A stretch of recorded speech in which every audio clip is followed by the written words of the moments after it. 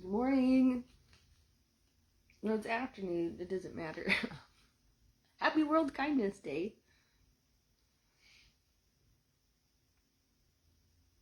Okay, I'm just pulling stuff, trying to get grounded.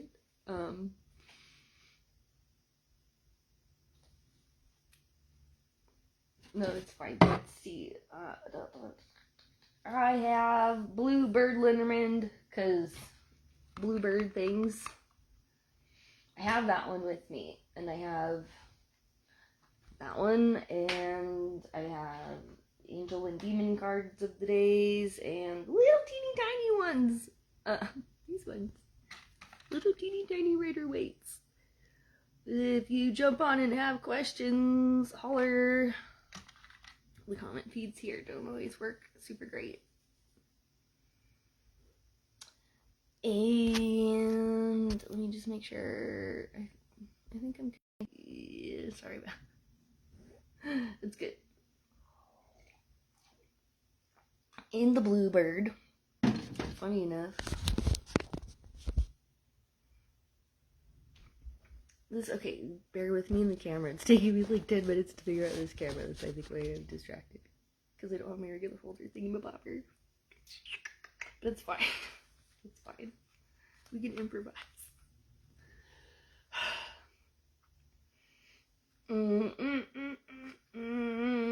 Stork and 17. Well, this one. Hi, good morning. Oh, there you are. I could feel. Well, there's one. Hi, I could feel you this morning. Thanks for the love. Thanks for the support.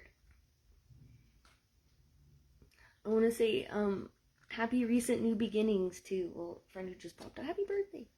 Happy new beginnings. Okay, chatter. 17 is forward movements, but it's kindness day, and this one talks about kindness, so I left it, and now I'm getting distracted. Like I'm super ADD brain this morning, I'm not sure why. A stork in flight promises delight, a stork in range signals change. Progress heals pain, drawn from the past, embrace kindness, and new friendships will last, and it's World Kindness Day. I've been writing, meditating on the moon cycles this morning. Let's pull out my notes. We have a full moon that just passed and a new moon coming up. The word polarity is coming to mind. The moon polarity is between Taurus and Scorpio, where the full moon was Taurus, which was super moon, and the new moon is going into Scorpio. Okay, ground. Let's just ground in and breathe. Good morning. Take a breath.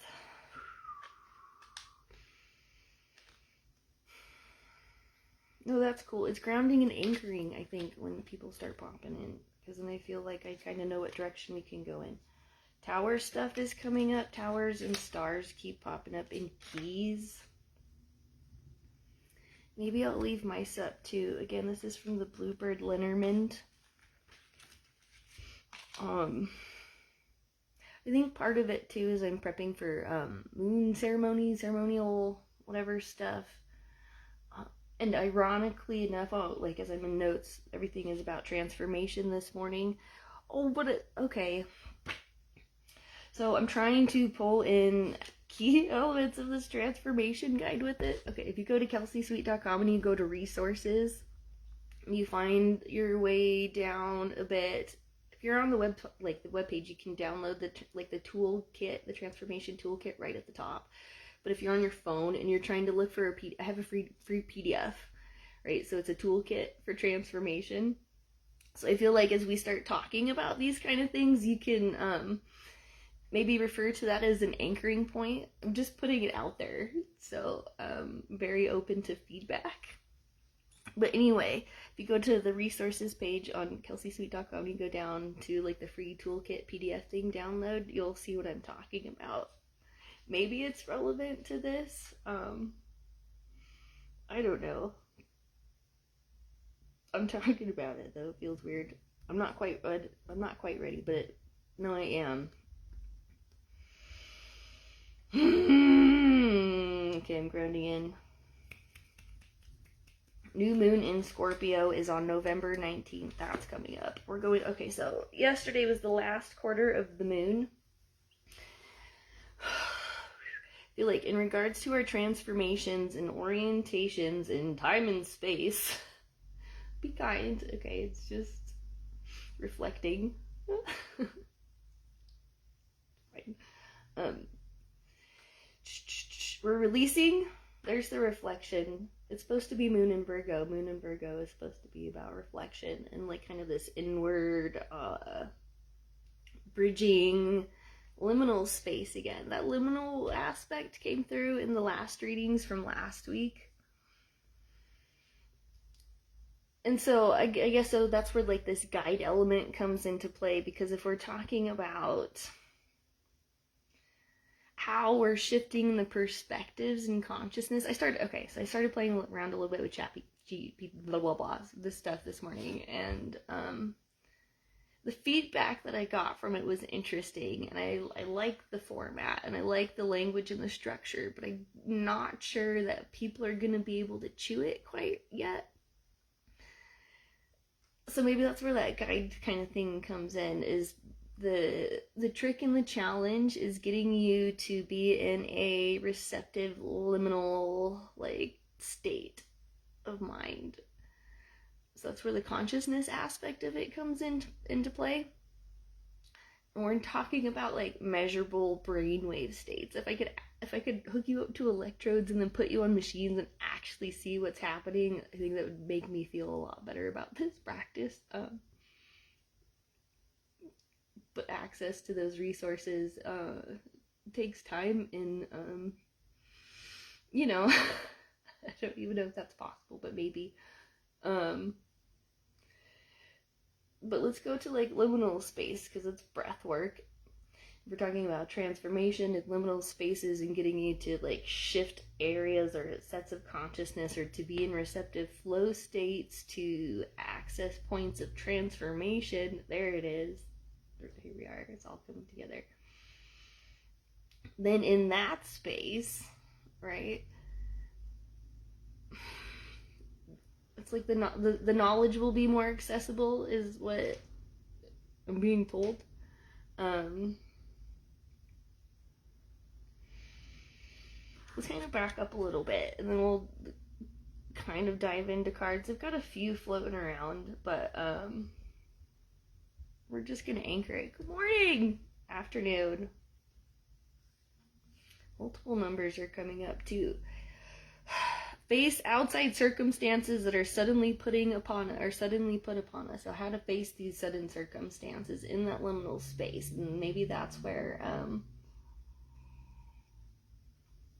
we're trying to access or get this like receptive nature thing to happen.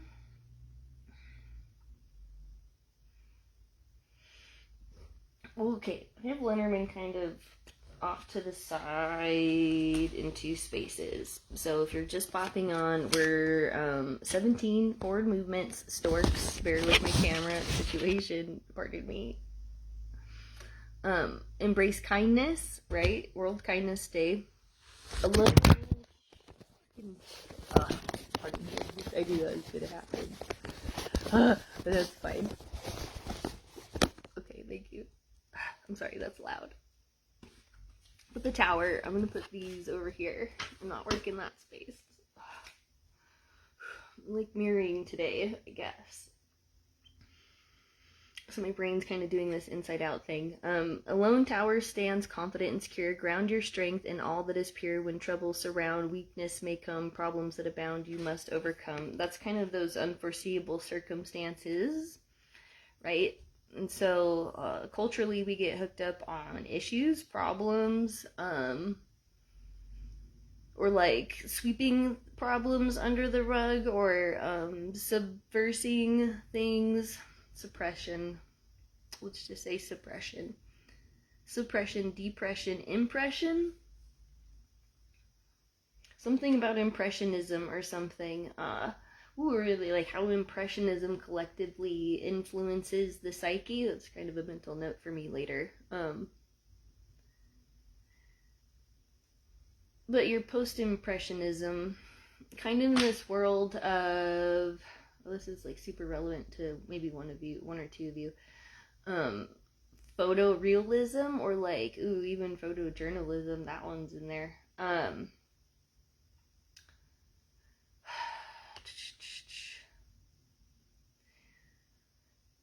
It's a solution orientation, right? That's what's new about things in a subversive culture. The polarity to that would be it's directness. I have a lot of other words that want to come to mind. This mice card I have over here, maybe I'll move that one because it's distracting me too. The robber mice take your treasure inside the house. They steal with pleasure. Hope's not forgone when this card is near. Once the mice are gone, you regain what is dear. It's 23, right? So that reduces to 5, which is a tension point. Again, in that liminal space where like, unforeseen circumstances are altering external states. So I made a note about that in the book too, as it relates to the moon, right? And moon locations, because that would be a representation of an external state, maybe in its like furthest removed, so as above, so below sort of dynamic, where like the cellular or even atomic particular structure, the quantum structure. Ooh, we can get into quantum dynamics in this one. Right, would be relevant. Does that make sense? I don't want to like go off into a lecture. I want to try and like stay oriented on this. I guess it's a point of no return, right? There's the star, like the North Star to keep in mind. I've got star in the tiny deck too. Look how tiny it is. It's so small. But it's the star card too. I like how it's represented in this one better though, in regards to kind of like what we're talking about, because we're talking keeping your eye on a fixed destination as you're going through, I guess, the dark parts. Where, okay, themes of discipline. It's absolutely going to take discipline to go through this. At the Veterans Day parade, I found myself getting irritated with the wiggly children. Like the ones who just wouldn't hold still, like the ROTC kids that just in waiting in that approach. But like prior to the march, there's something about like war strategies here, just taking time and not something that's going to happen overnight, or like fighting things, like even parasite fighting things. It's not something that happens overnight, like it's a long term. It's like no war is ever won within a year. It's always beyond that, like 1 to 3 year strategy planning. How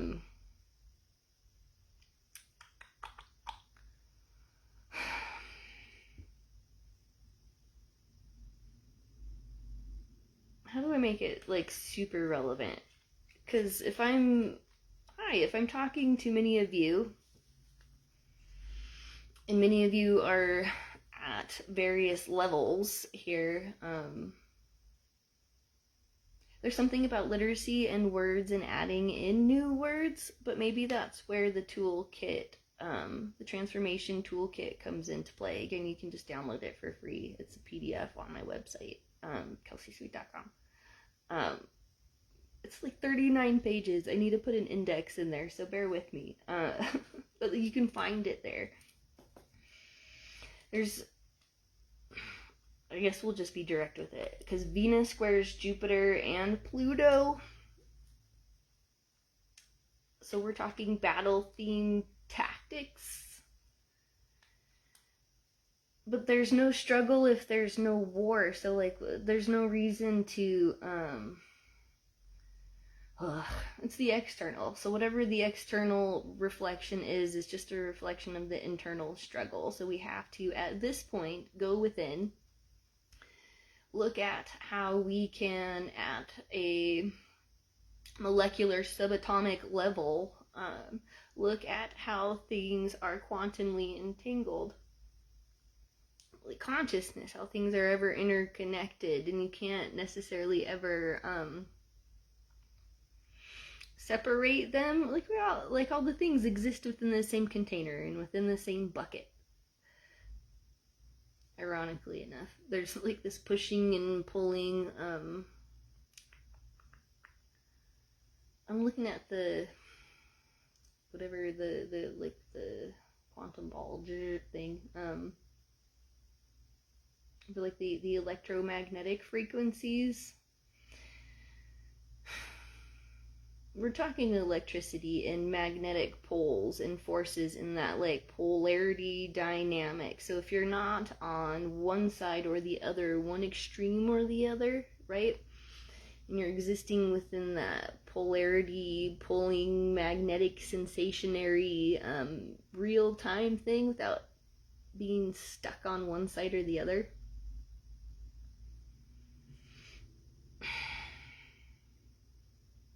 We put it. It's like this can go one or two directions. And I hesitate to put one direct dynamic out there because there are people going in two different directions with this influence, perhaps. Like, again, it comes through from the last one. There are people doing the work and then there are people not doing the work.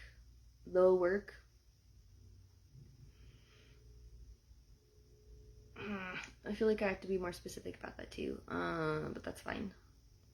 No, I don't. Disciplined and undisciplined, let's do it like that. In a realm of undisciplined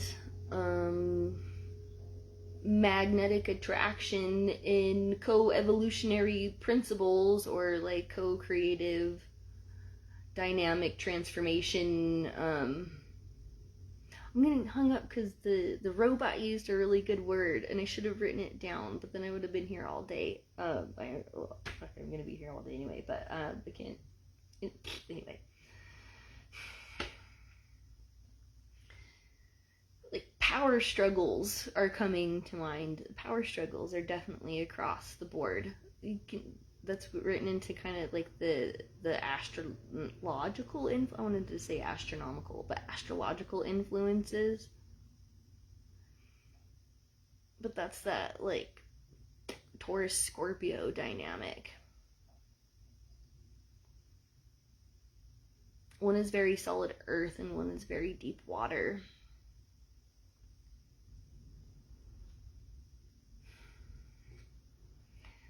So like power struggles, jealousy, manipulation, obsession, domination. If you're feeling that, I want to say if you're feeling that envy or if you're feeling that inner conflict and that inner struggle because that inner reflection is going into competition or going into battle mode. I don't even want to say competition. I want to say like going into battle mode.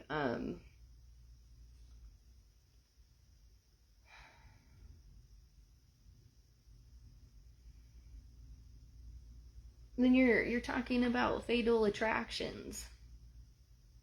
If you've like done the work and you can look within and you have like the inner peace with self and like the radical acceptance, there's something there about the detached compassion as well, or the compassionate business model. If you want to like guinea pig yourself and dive into the transformation guide things, I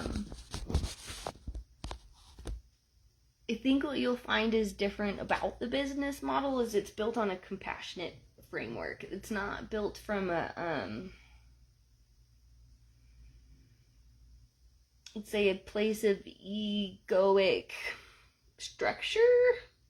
I don't know.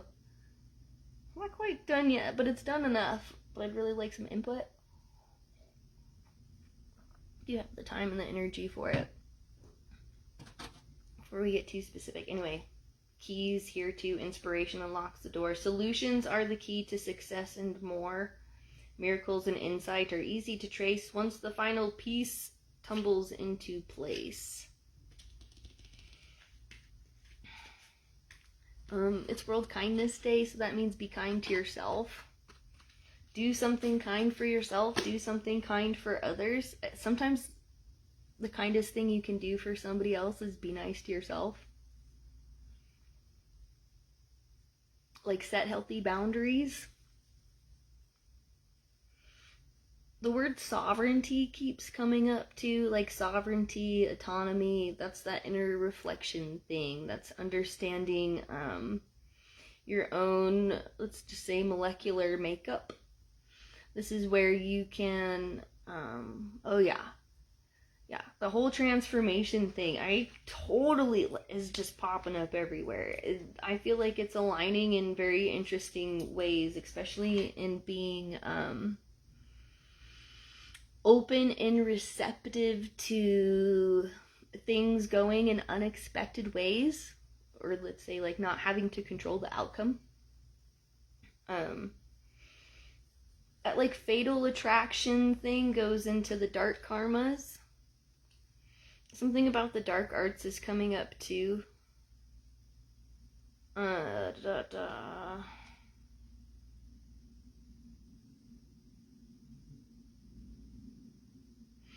This one, if you're curious and want to see the lady card, she did pop up earlier too.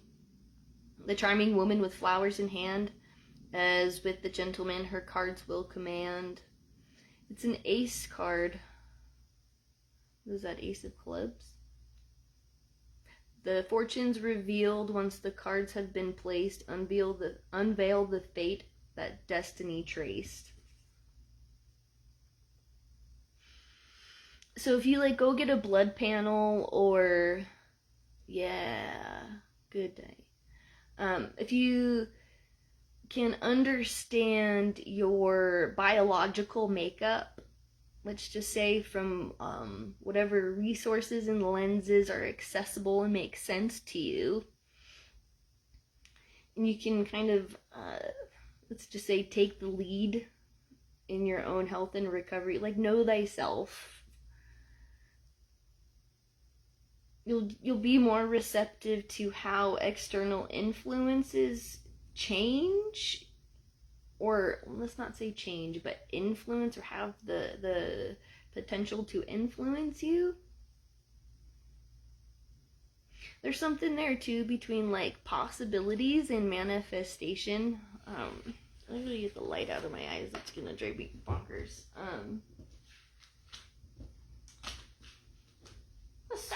The sun's in my eyes. The sun is warm and brightens the day. Good luck has begun to come your way. The closer your location, you bask in sweet bliss. Energy abounds in summer's radiant kiss. Shit, I'm dropping cards under the couch. Sun's getting in my eyes. I can make it a mess.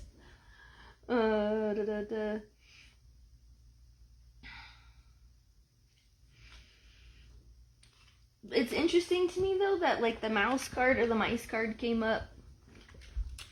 Fox card is here too. That's like going down into, there's like fox, bear, and children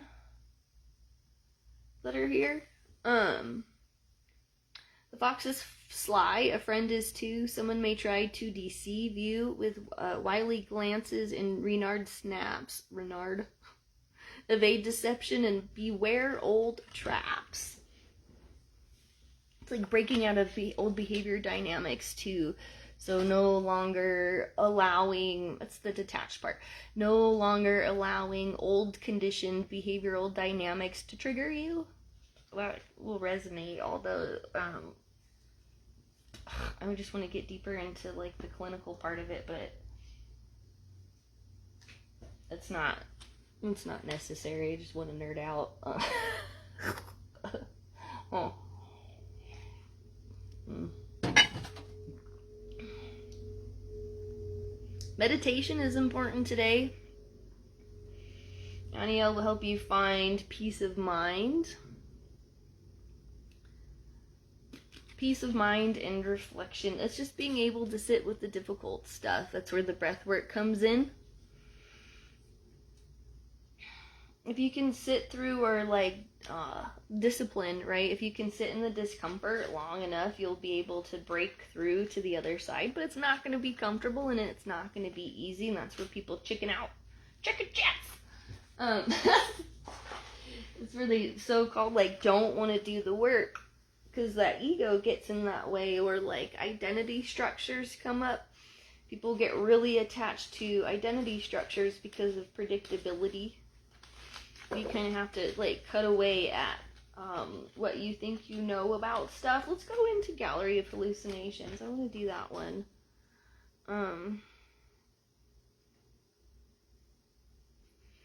Yeah, burdens can lift if you persevere, but that perseverance comes through discipline. My confidence coach gave me this one. Despite how I feel, I'm gonna do it anyway. That's the North Star.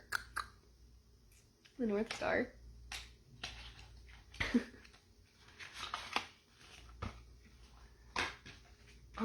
When I do intuitive, or when I draw out people's biofields and then read those, aspects of the North Star always seem to come through. That's not necessarily, that is true too, but if I do full spreads for people, there's a North Star card typically there. This one says, Boone, connect with your ancestors and ask them for guidance, wisdom, and wealth await in equal abundance.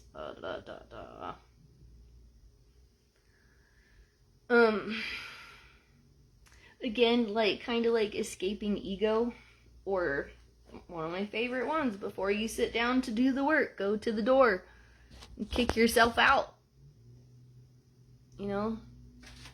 Kelsey, sweet, you're not welcome in here. This is God's work, for lack of it. This is the spaghetti monster's work. This is the, I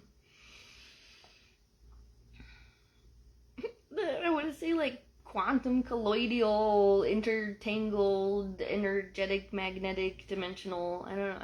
I want a new word. I want a word for that.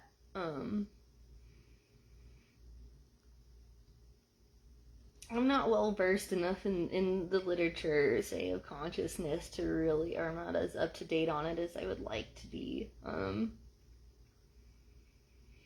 Give me a research lab!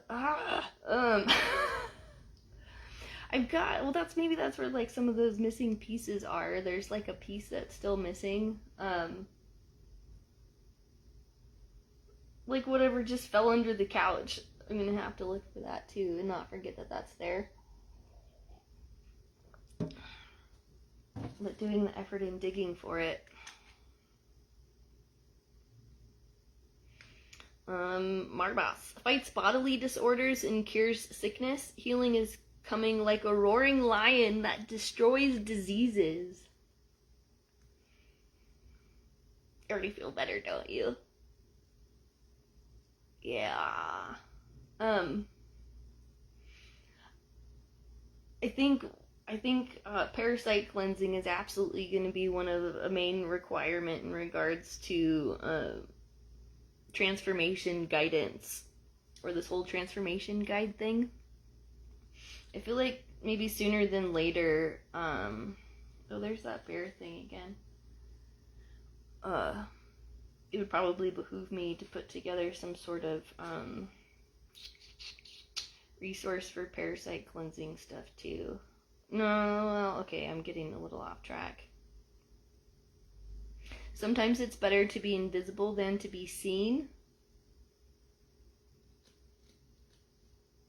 Well, okay. We're mirror inverting, and if the war inside, say, is parasitic, literally, metaphorically, lean on the metaphoric side.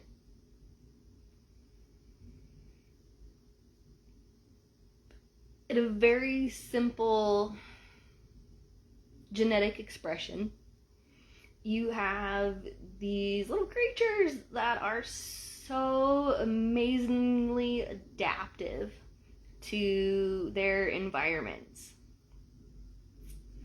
that, as far as modern medicine goes, they know how to go unseen. And they know that once you start looking for them, you know, they burrow deeper. It's like they know when they're being targeted, and they know when they're being hunted, and so they multiply and explode in their defense forces, and they like burrow deeper and go even more hidden and unseen.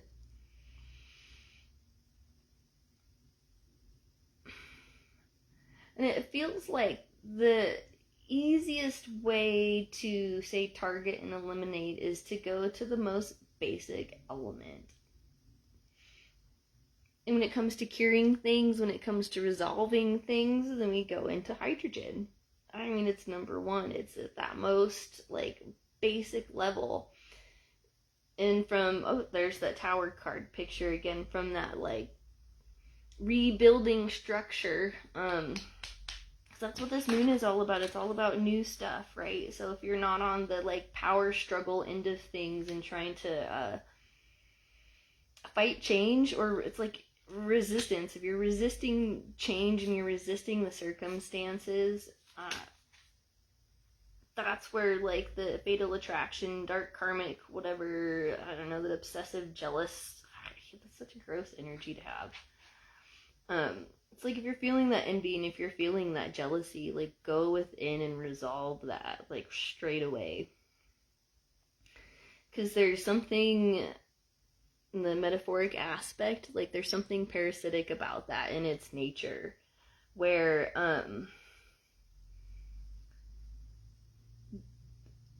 they're gonna, it's like the guests are gonna target the host.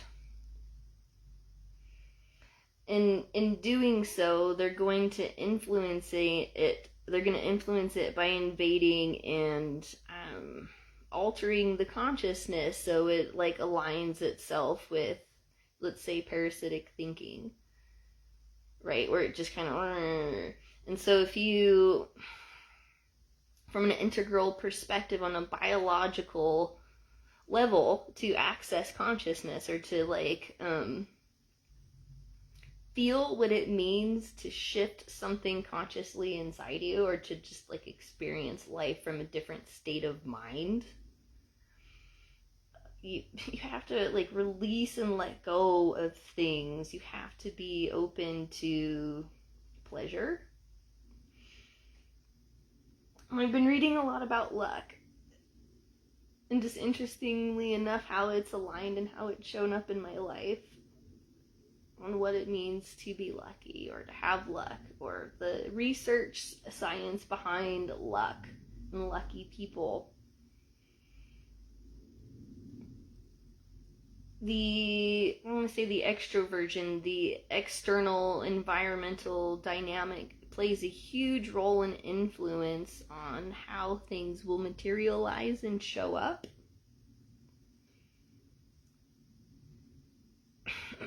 So there's somewhere in that liminal space where you have to find the pure essence of you, whatever it is that's decision making in you, and orient that choice making towards being open and receptive to new ways of thinking and being. It's vulnerability, baby. Sensuality, trust, vulnerability, transforming in life through relationships. It's where that co-dynamic, the quantum part of it comes into play. I'll read through the chat bot whatever notes and synthesize it to make it something coherent, because the decoherence, that's another word that popped up for me. That's where everything is dissolving. And I think that's what is happening here and now in this space, is the decoherence of things. Yeah. Where, thanks for jumping on and thanks for watching, guys. I feel like the things are keeping up with us today, so that's cool. In allowing kind of like the dissolving structures to get us into this meditative, reflective state, because that's what's happening. I mean, if you're jumping in onto this channel right about now and kind of vibing in with us in this space, absolutely decoherence is happening. It's kind of a cool feeling, and I'm glad I have a word for it now, because it can help me to stay attuned to my North Star. Focus your mind on the calculations of your heart and stop wasting time. If you're thinking about or if we're going to look at it from the lens of the parasitic dynamic and that decoherence, then the parasites are feeding off the waste and craving the waste particles, or they're stashing and storing where the wasted parts are, or like getting wasted is coming up to be gone. I like that stick a lot. So be gone with it all and like flush it all out and decohere, disconnect from the energetic sources and channels and things that are no longer serving your highest good. We're talking resonant frequencies from everything from, there's our portal, from music to food to places you go and travel, to the people you surround yourself with. Like everything's being shooken up and kind of put back into place. And if, how do I want to put it? There's this puzzle piece imagery thing that always comes to mind, and it's shown up in a lot of these videos in different places or whatever, in these like reflective places that I go into. So there's this puzzle where it's like the infinite galaxy puzzle, where all of the pieces fit together with all of the pieces, and no matter what pieces you put with what pieces, it still creates this like ever revolving shape of a galaxy. So there's no wrong way to do it. Which is basically what I feel like what is happening here, but in that like decoherent state, it's where all those pieces are starting to kind of come apart or are getting shooken up. You even see like the puzzle pieces in the box that are like, and then like one flies out and then like, you know, gets stuck in the couch cushions. What is in the couch cushions? Maybe I got them all. Did I? I think I did. I don't think there's anything over there. I think I got them all. Am I missing anything? No. The Plea and the Watchtower came out. The Plea came out last time with us too. But there's transformation, right? Transformation of the city, of the person. When the environment is transforming, the person is going to transform. So it goes, when the person transforms, the environment transforms. It's World Kindness Day. So just going out and doing little kind actions for people is going to create a huge ripple of influence. And if you look up like World Kindness Day or whatever, they're talking about how to be kind. So it's like, just hold the fucking door open for people.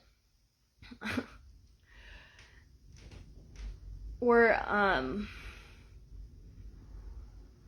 like drop your road rage kind of a thing. More and more like with the road rage, it feels like that. There's a psychology term for it. I want to say it's projection. I mean, it's along the lines of projection, but it's like where the guy goes to work and his boss yells at him all day, so he comes home and he kicks the dog, right? And because he can't kick his boss, right? Displacement, is that what that is? Displaced aggression? Maybe there's something about that in like war too, or like people are fighting themselves or at war with each other in this fucking aspect of displaced aggression, because inside of their bodies there's this war between like what is in control of the mind and what isn't. So like taking control of your body, because your body and the genetic makeup has the capacity to heal itself. There are so many fascinating, amazing stories about that out there of people who've recovered from like just these like fatal circumstances, but they have the discipline and the wherewithal and maybe the patience to access the knowledge, to break through where they're sourcing their information or where they're sourcing their nutrition from as well.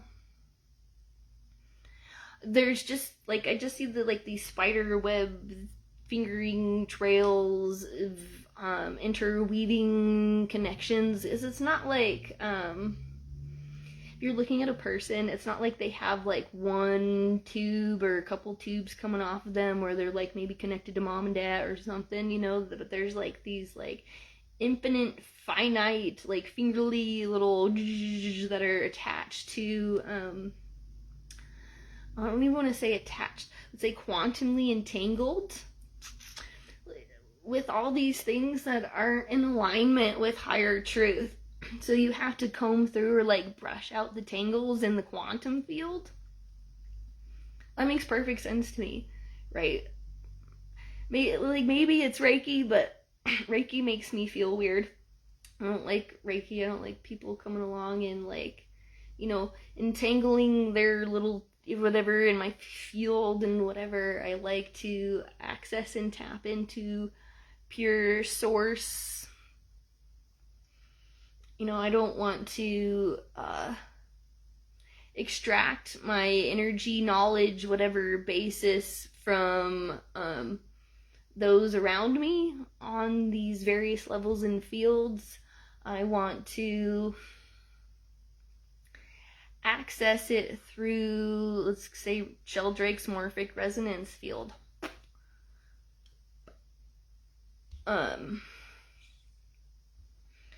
Again, I think we lack the terminology to be able to explain something we all feel because of the suppressed language, or it's a lack of literacy. People just don't have the vocabulary to say what they mean. So they end up saying things that and doing things that they don't mean to say or do. It's a power struggle, like entanglement sort of a thing. The Watchtower is another card here that popped out, which is funny because the tower came up too. So the tower and the Watchtower. When you're going through these towers or when you're going through these changes and transformations, I mean, you don't exist in a bubble, so to speak, but there's like this portal or this vortex where, yeah, hence the art,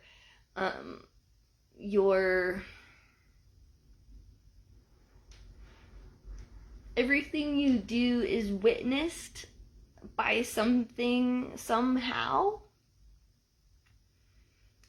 It's like even if you're alone in the forest, the trees are gonna witness your presence.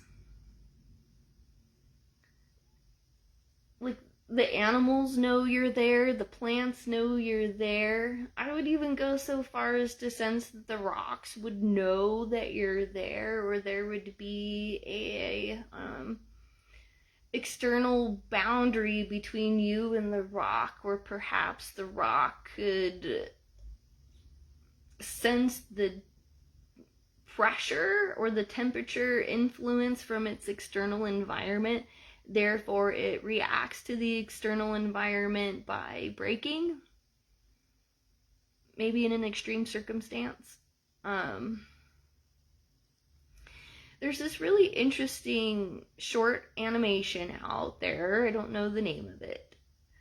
And it's like this story of this mountain, or like this sleeping mountain that, maybe I have it wrong, where there's like an earthquake and it crumbles or something, or it turns into a big boulder, and then like the big boulder gets moved along, and it wants to be a sleeping mountain, like this rock essence wants to sleep, but it keeps getting affected by the external environment, by bulldozers, by, you'll have to find it.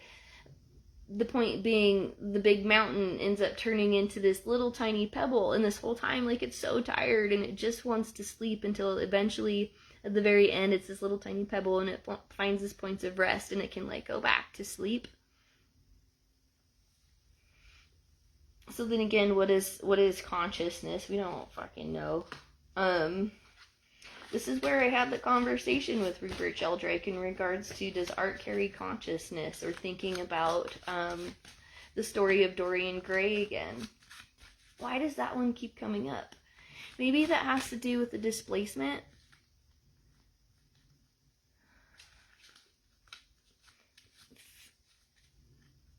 In regards to where you source new, like, solutions, right? You cannot find solutions from the same level that the problem was created. Yet here we are trying to find, or, doing the same things over and over and over again, expecting different results. It's fucking insane. And there's, like, people even walking around being like, I'm insane, I'm crazy. Let's just, it's the masculine energy that does it. And it's the feminine energy that is punished, or that is, like, displaced for being that, or whatever. And it's just, like, this stupid word where, like, people are doing the same things over and over and over and over again, expecting different results.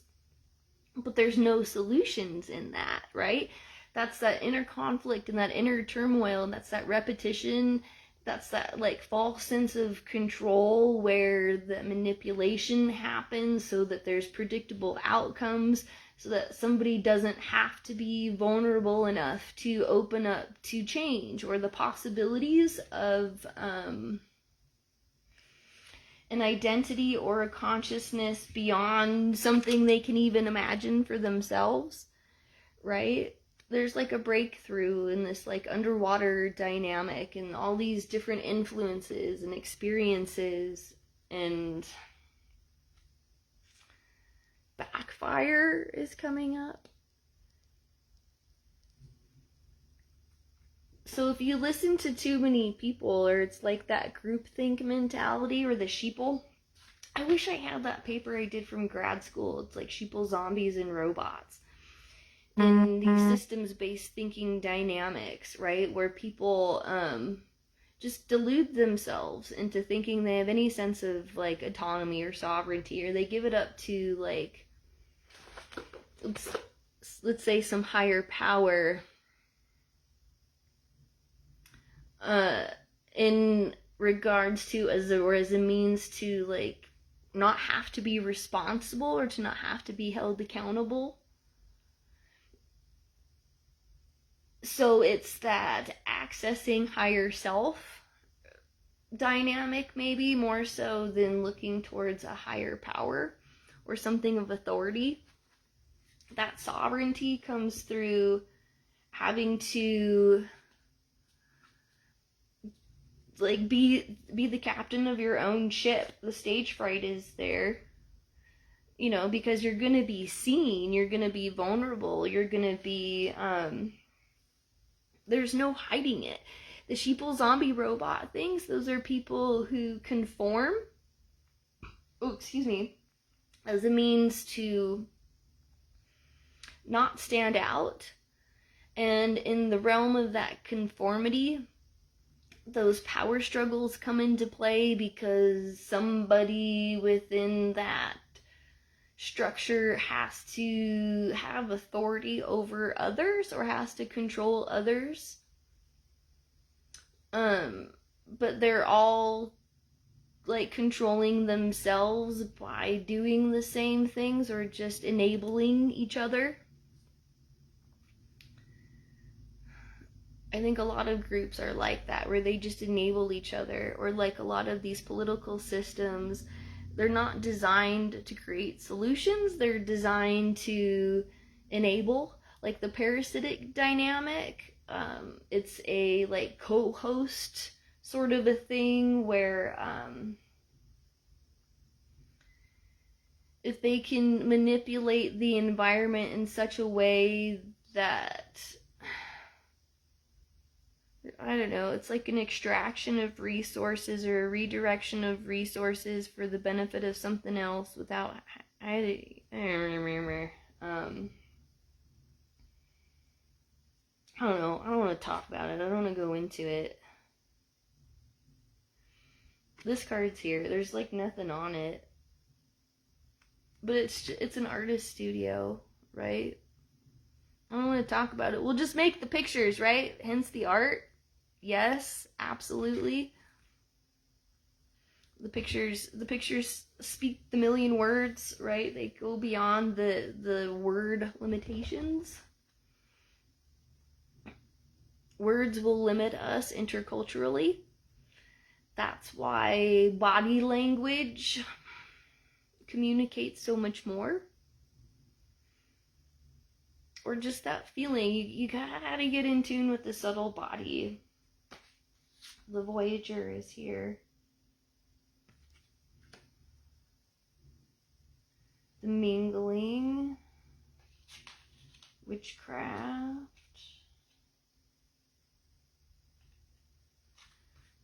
I don't know. I guess we'll just kind of go into a storyline about it because the story's coming up.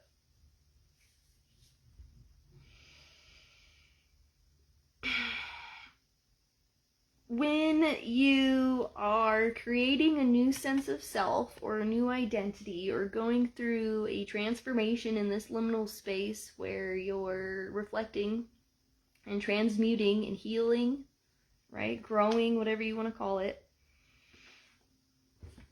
This is the Voyager, and we are relating it to the transformation guide and going through these transformation journeys. Therefore, you're going on a voyage, right, from one state of mind to the next, which doesn't happen overnight. It takes time. Often it takes years, right? 1 to 3 years of gestation is what it feels like in a numerological system where 7 seems to be a cycle. 7s, 10s, I don't know. I don't ding dong out on that. But if you are in the realm of the caterpillars or the like squiggly earthbound beings, the wormy, squirmy, grouping, parasitic, whatever, the collective, that. When you isolate or remove yourself from it, you go into the metaphoric cocoon state, or the self-isolation reflective state where you're disassociating or disconnecting or dissolving, decohering from the identity of the wormy, squirmy, whatever, parasitic, that nature, into that weird goopity whatever where all the things and all the possibilities and all the things are coming together towards structure.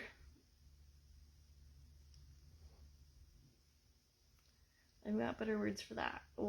I'll clean it up next time.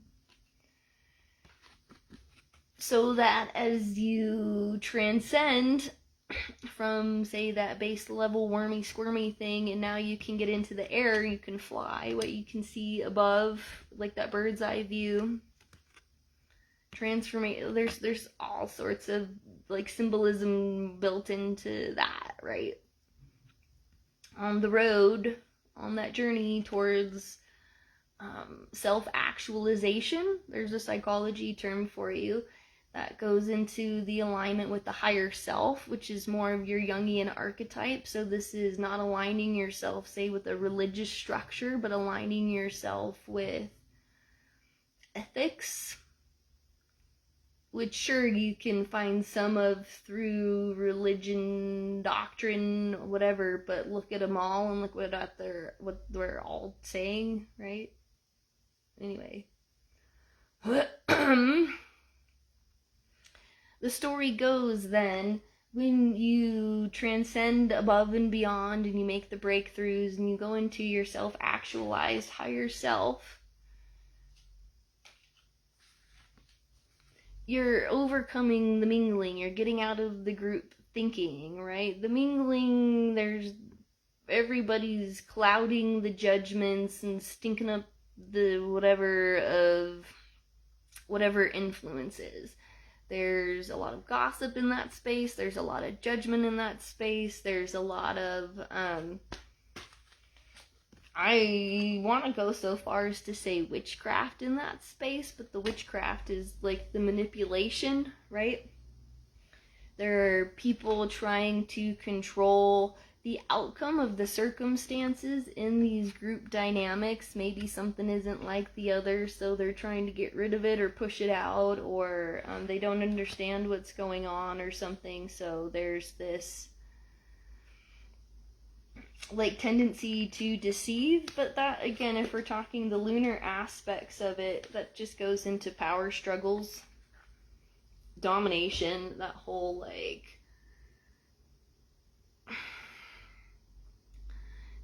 if you're thinking about it from a behavioral conditioning perspective, people don't really have choice. They aren't able to conceive of something outside of their conceptions. If there's no concept for it, they just don't know any better. There's no knowledge, or there's no environmental influence to teach them any better. I mean, they just don't have the vocabulary to really get it, right?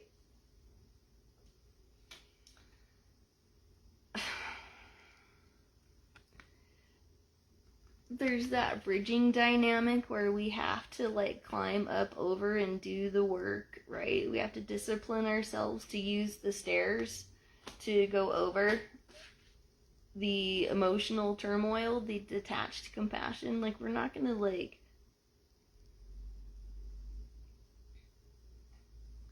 why, this is kind of weird, why captain your own ship or try to like get across the choppy seas and try to navigate the emotional stuff when you can just like take the higher road, or take like the path that goes up and over things, right? Where you're like self-actualizing and doing the physical work instead of like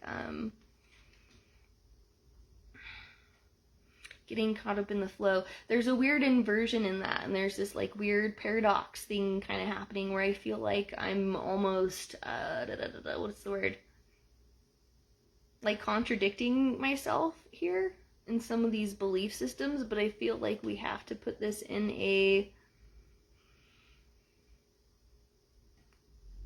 contradictory in something.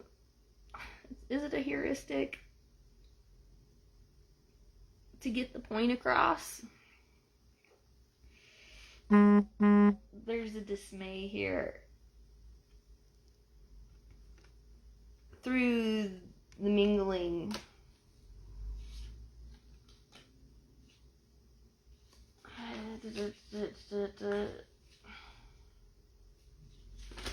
Like, people don't need to know what you're doing as you're doing it.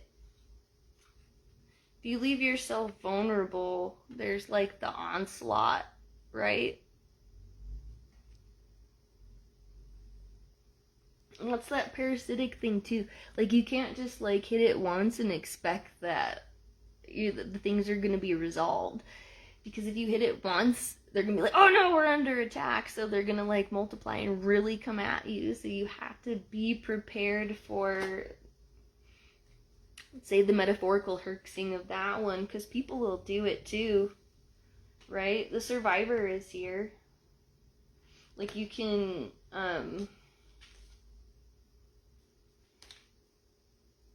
you can overcome a lot of the limitations. Remembrance is there, and I think that remembrance there kind of, or not kind of, but correlates to the post-traumatic stress of it all, where people are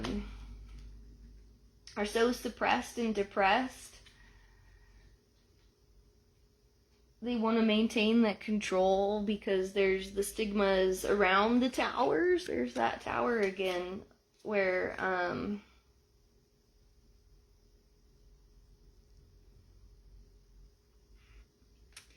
it's the irony. Or I heard recently someone say from a compromised mental emotional balance, who did one of those stereotypical things of like, oh, you study psychology, you need a psychologist the most. You know, where they're positioning themselves in a position of authority or power, where because they've never had to see, or they don't go see a psychologist or whatever, then they don't need one, and therefore, the ironic component of that being from like the therapist perspective, having continual therapeutic support before and after the whole, like, you know, and the ongoing data points supporting sanity, right? You go to a therapist and they tell you you're sane. There's your sanity point. So you're not going because you're crazy. You're going because they're validating the sanity. And they're giving you points of orientation and North Stars and holding you accountable to your goals, right? And giving you a mirror back to you so that you can stay on point. Whereas the other people who don't go, who are kind of deluding themselves, who have that mental emotional imbalance, right? Oh, I don't, whatever, that power struggle. They're the ones who don't want to face the accountability. They don't want the external loci, or they don't want the data point to say that, hey, this is where you're at. Because in their storyline, their data point is, or their storyline is, I'm here, I'm this is what we do, this is the story, this is how things function, this is the way it works. And they get stuck on this program. Nope, I am this because I self-validate and because I say so and I don't need it and whatever, you're the whatever, blah, blah, blah, blah, blah. Whereas if they were to look in the proverbial mirror and get that objective feedback and get that external data point that would say,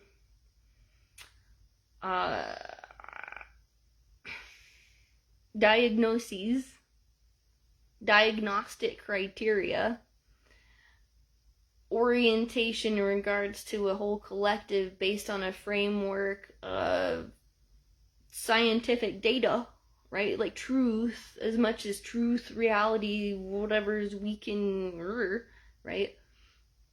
They're gonna tell you, well, no, you're not here, you're over here. And the reason you're over here is because that storyline goes this way. And so that whole like reorientation of a person's psyche where they think everything is like this, when you start to turn that balance and you start to turn that channel and that source of direction and energy, holy, like, do people in this space of like reorientation lose their shit. Decohere. It's decoherence. And in that space where everything's kind of reorienting itself, right, that's where the enigma, the return to innocence,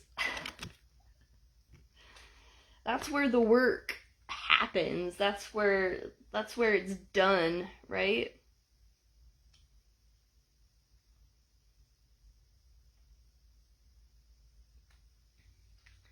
When you expose the patterns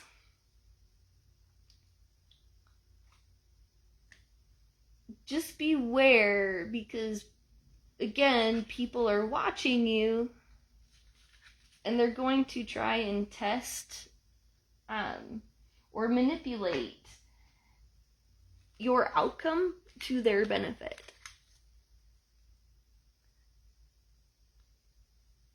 Yeah, in this self-healing work, somewhere in there, you have to make the decision. You have to decide, I don't necessarily even want to call it a decision, but something internal within you, something in that, like, survival mechanism.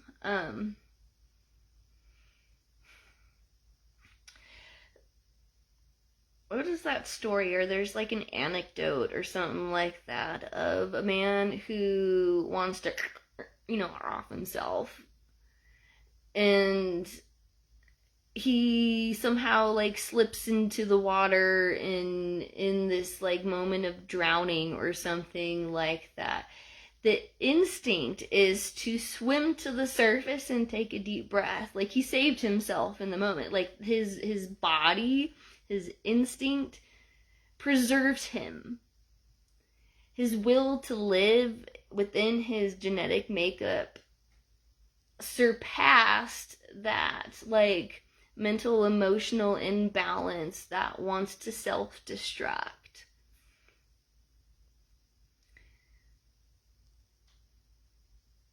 There, you can see it in any living thing. When its life is being threatened, it will persevere. That's where you get that term reactive abuse, where if somebody is being threatened or being pressured, or somebody's mental emotional imbalance is being so far thrown off by external environments, they will react in a means to regain, I want to say control, but it's not. It's to rebalance the power. It's to get out of that power struggle. And when we're talking a lot about SA, or we go into like DV sort of things, if you don't know what it is and it's not relevant to you, if you know what it is, then great, or go look it up. It's about power struggle dynamics. It's not often about, well, okay, I can't say that either. It's just very, very basic behavioral stuff. I got the stage fright. There's a lot that I don't necessarily want to state. I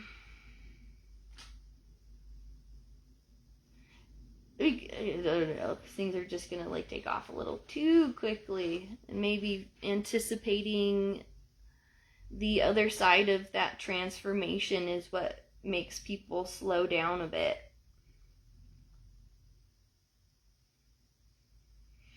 But this, I don't know, the stage is being set for a new cycle.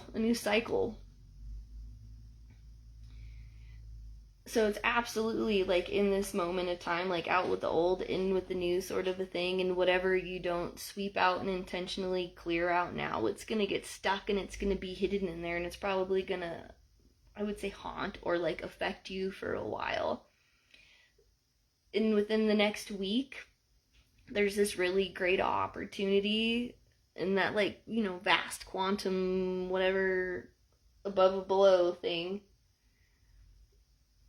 to attune yourself to that whatever conscious frequency. If you need a guide, I have a toolkit for you. You go to my website, kelseysweet.com, go to your resources and go look for like the PDF whatever download of the toolkit.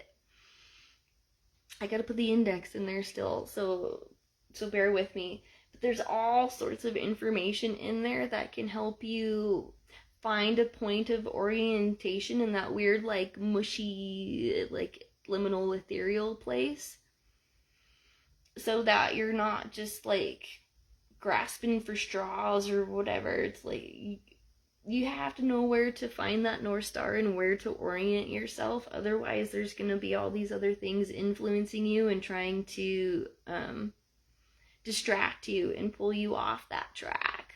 Maybe because they want what you're destined for. Destined, again, it's just this very complex chain of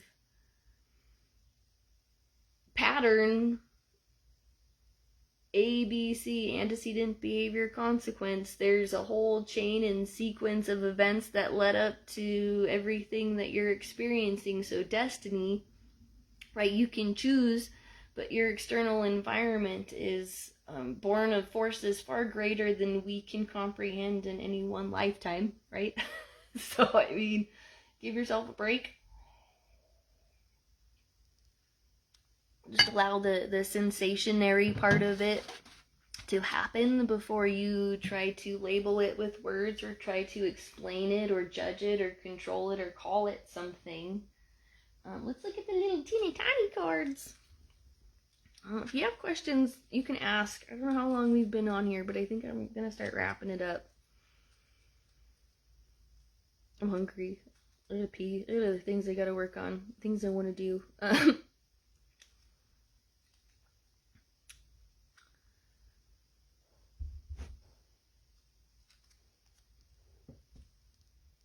In this space of transformation, cups represent all the emotional stuff. So maybe this is that detached compassion part, right? Where you have to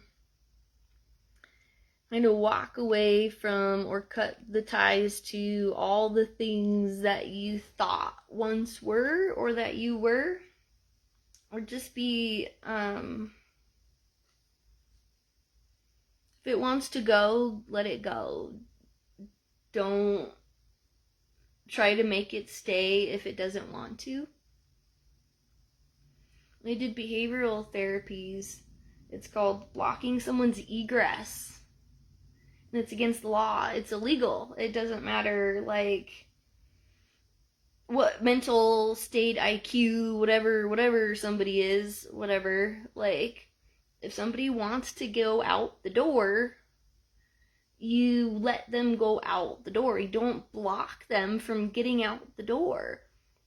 If you block them from trying to get out the door, if you block their egress, and you aren't giving them the room to move and be autonomous and sovereign, and you're blocking that, that's illegal, right? That starts to fall into the realm of abuse and manipulation because you're trying to control another person's behavior. Like, you can't do that. Somebody wants to walk out the door, you have to let them walk out the door. And you can follow them, you can try and coax them back, you can, monitor for safety. But again, if you're, say, monitoring, or if you're following somebody or stalking somebody because you're trying to control their behavior with no regard to their safety, I mean, that's a pretty messed up thing to do. And I think that's why the world has a lot of problems. And it's World Kindness Day. It's not nice to block the door. It's not nice to block somebody's egress. That's against natural law. That's mean. It's World Kindness Day, so hold the door open for somebody. You see somebody wants to or is going towards the door, well then fucking hold the door open and make sure it doesn't hit them on the ass when they go out. That would be so kind. But it's like, for whatever reason, people perceive that to be a lot of work and a lot of labor to, like, stand there and hold the door open for somebody. Like, you're going out of your way and it's hard for you to be aware of somebody getting through the door. There's the Tower card again. was in high school, I dated this douchebag who, I remember, like, every time we would go somewhere, like, we'd go out to eat, we went to the Carson Nugget a lot, you know, real fancy, bud. He would open his car door and shut the car door and then, like, lock the doors before I could, like, even get my door open. So the number of times that I would have to, like, unlock the car door just to get out, to have to lock the door to close it, right? He'd already be, like, feet ahead of me. So I would have to try and catch up and go and chase him, so that by the time that I got to the door of the Nugget, the door would be slamming in my face. I'm thinking to myself, I'm fucked up. The guy's a douchebag. That guy, talk about dark karma. That guy got everything fucking coming to him, and then I fucking hope more. I don't have to do anything about it except for walk away and just completely dissociate and disconnect from that emotional connection. You know, like, boop, bye. You know, the fucker walk by my side and hold the door open. It's such a simple gesture, and everything outside of that, right? Like, oh god, tell me about it. I got all kinds of stories about douchebag dudes who want to get into that power dynamic, right? Who want to go into this, like, backstabby, if I can't have it, gotta kill it, destroy, take life.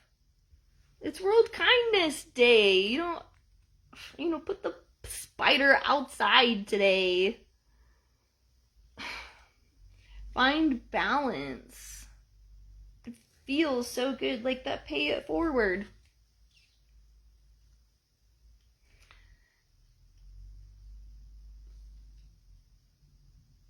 I think it's a really good feeling to experience somebody in the humbleness of paying it forward, where they're not looking for any thanks or recognition, but where they do it because it's the right thing to do, because somebody has once done it for them. And I think about this space a lot because I have a lot of people who are like, oh, make it shorter. There's a lot of room for me within this work to monetize what I do, and I just have a tendency to, like, give it all away. You know, we sit here for hours and I'm just like blah blah blah, blah information, because it's been given to me. You know, I've had many kind people in my life who have done incredibly kind things for me at some of my lowest points, not wanting anything. That without that, like, I don't know where I would be. And so to have space for that, compassion, right? Like, how freaking cool. Like, why can't we just have World Kindness Day every day?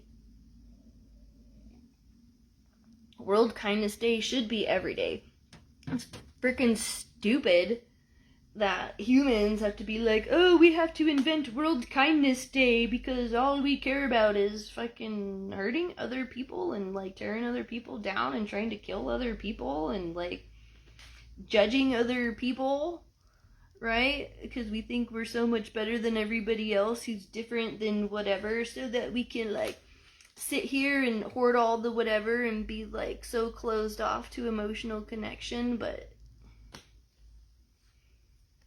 let's find some balance there, right? Wheel of Fortune popped out on the thing. It's taking a chance. I got it tattooed on my solar plexus. Is this reminder to always take a chance on yourself? You know, like, the wheel is constantly turning. If you try something and it doesn't work, try again. That's where innovation and serendipity come into play, is when you try something new, not expecting or anticipating the outcome, but being open to whatever happens, right? Like if it doesn't work, or that's what the experimental basis is about. Or I don't know, like how many scientists have had failed results in trying to create a solution to a problem? You know, how many times have somebody had to do something before they finally figured it out? You know, you can't give up. Those who succeed the most fail the most. But there's like stigma around failure, because you have to be perfect all the time. We can't show our flaws and our vulnerabilities, because people are douchebags. And they're gonna talk shit. People are so weird. I wish I had some other decks with me. Do you guys have other questions? Do you want to know anything else? Are we ready to close this off yet? The keeper is here. We can keep her going here for a minute. Ephemera. Ephemera, blowing bubbles in a funeral service card. Like, just give it a minute. Is that what you need to hear? Like, just give it a minute for the change to happen. Shelter is here too.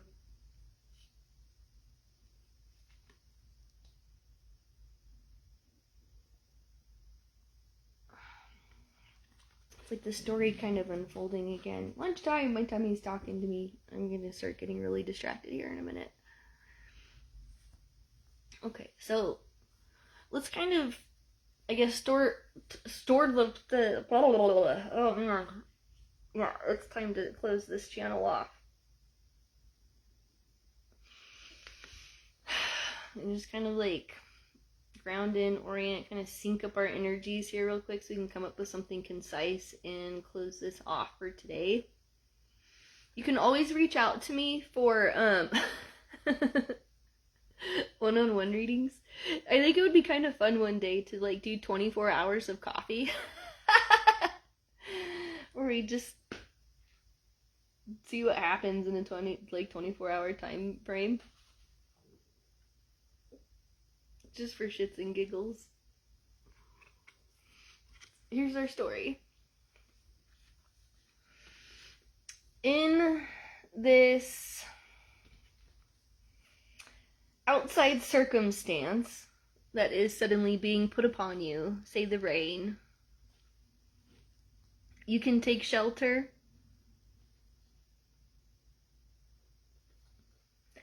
And as you take shelter from these external circumstances, there will be an offering. There will be a light, there will be some sort of, there will be some piece of information, there will be a code, a signal, perhaps, where you will have an opportunity then to make a decision. You can also decide not to decide. That is also a decision. And you can, in this liminal space where you're sheltered, take solace maybe in the warmth, or just kind of like respite in the warmth for a moment. Because as you begin to reflect on and to culminate is a word that keeps coming up. I don't know that it's relevant here, but I'm putting it there. There's this culmination of presence, where if you look into the possibility of what this is, you can, here's a necromancer, with those little like energetic tendrils. If you're jumping on now at the end of it, go back to the beginning, because we referenced the tendrils and like the cosmic components of quantum entanglement, how the energetics are related to these greater transformations, and trying to materialize a reality that we want to be in. I don't know how else to put that, right? So there's this capacity here with this energy to resurrect or to bring up something, awaken something maybe that has been hidden or repressed for a long time. The heart, there's people, it's heart-based, you know. She's got the left eye covered, so if we're not looking at the spiritual component of it, we get caught up in the depressive aspect of like the material reality, we're gonna miss out on the opportunity to transform and to make a difference, right? But there's like this heart surgery thing that has happened, or this crossing over the heart, or like a betrayal. Oh, excuse me.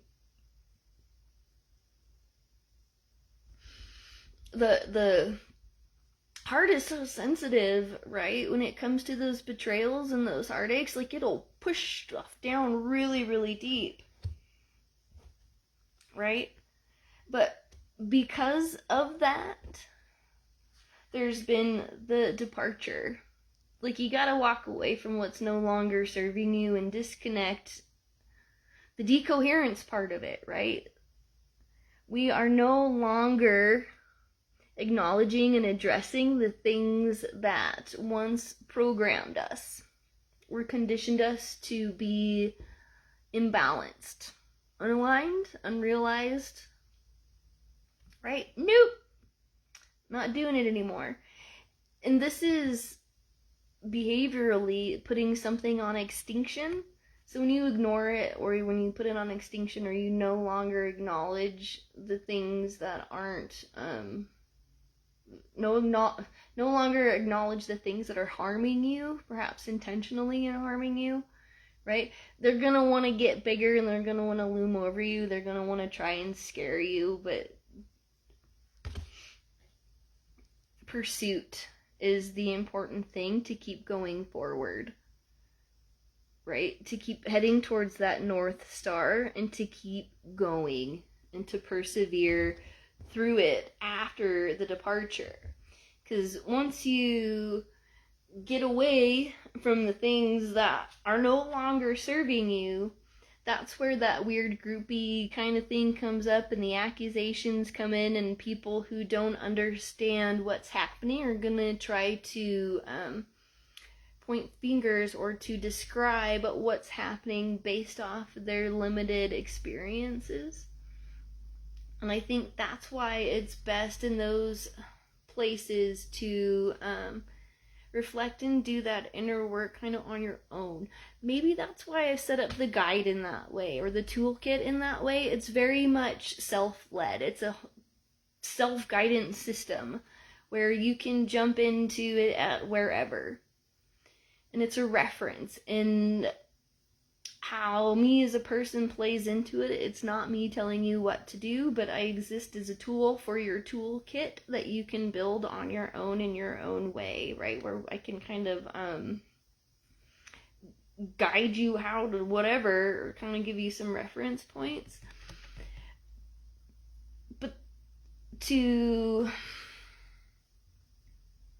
say this or that, I don't know, whatever, we can just know that when you start doing the work and you start stepping out of your norm, you know, the monkey chatter, and the people are going to start talking, and they're going to want to try and throw you off of that to try and bring you back into an alignment with what has served them, not necessarily what serves you. So reflection, right? This is where you have to self-reflect. You have to get into the emotional stuff. You have to sit with yourself in meditation. You gotta close your eyes and tune out the whatever, and like listen to your body.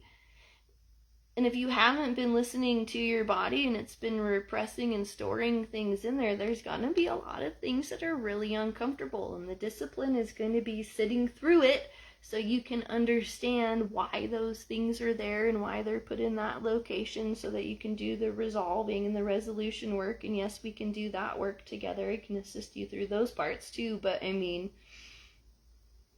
right? That's okay. That's where the reading comes into play. Yeah, absolutely, we can look at that. But you have to be willing to sit down and do the work. You have to reach out. I can put this out there as much as I can, and you can listen to it as much as you can, but whatever it is that you want to be engaged with, or whatever, however you want to interact with it, that's on you.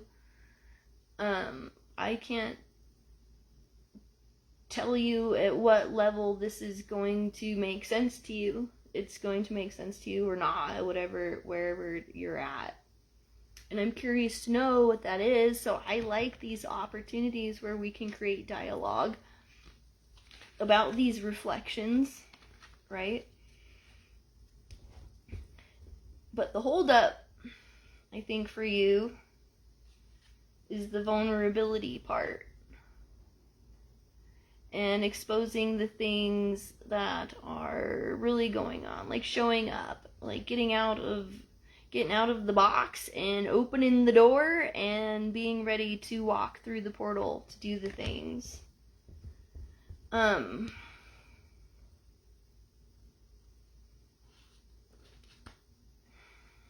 This next card I think is interesting.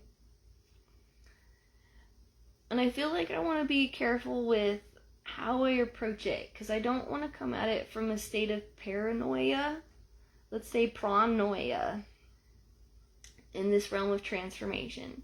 Because I think a lot of this has to do with relationships, and I think that this can play out in a lot of different ways, and assumptions go along the line of accusations. So how this resonates with your story is going to be very specific. But I think that's where some of that heartache comes into play, and that vulnerability part comes into play because of the betrayals. Oh, the card underneath that makes a lot more sense. Okay, hold on. So the affair. The affair, backfire. Look at all these. Ooh, these are intense. Hysterics. Look how intense this is. So if we're talking about hidden relationships and lack of honesty,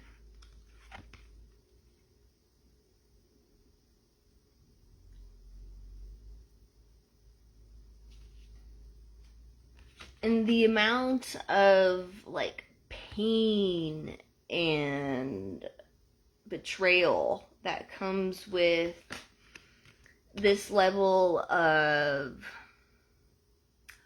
I want to say like power struggle, jealousy, envy, that kind of has a lot to do within it. Domination, maybe. I don't understand what would lead people to want to do this in the first place. I can comprehend it. I can recognize the patterns. I can come up with the psychology to explain why. But from that like fundamental truth, ethical space, I don't understand it. Because if you don't want the commitment and you don't want whatever, and you feel you gotta like be shady and whatever through this, like look at this one, like it's the joyride. It's being influenced by like these devilish external circumstances that are like, yeah, collect the Pokemon cards. It goes from ego. It's this place of domination and control. It's just not nice. I wish my battery weren't dead on this one, because I feel like I want to,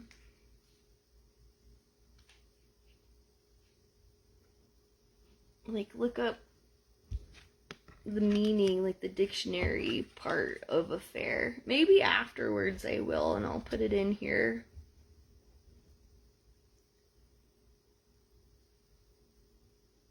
Hysterics. It's hysterics, and then it's the plea again.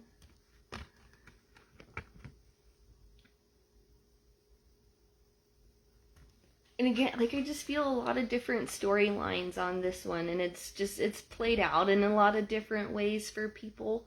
It's the same sensation, or it's the same, like, say, betrayal initiation to, I guess, really understand what it means to be compassionate.